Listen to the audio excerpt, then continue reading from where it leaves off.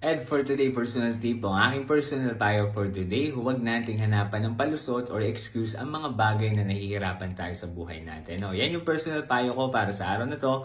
Kung gustong malaman kung bakit ko nasabi yan, panoorin mo itong video na to. No? So para sa akin at ang aking personal opinion, huwag nating hanapan ng palusot or excuse ang mga nangyayari sa buhay natin. Halimbawa na lamang, sinasabi natin wala tayong pera, hindi kaya dahil tamad lang tayo magtrabaho, hindi kaya hindi lang tayo dumidiskarte. Huwag natin gawin excuse yung mga bagay-bagay na nangyayari. Kailangan gumawa tayo ng paraan, kailangan dumiskarte tayo para syempre magkapera tayo. Dahil kung tamad ka, talagang marami kang may isip na rason para sabihin na ganito, wala kang pera, ganyan-ganyan. So, ang dami mong dahilan sa buhay, which is hindi yun maganda, okay?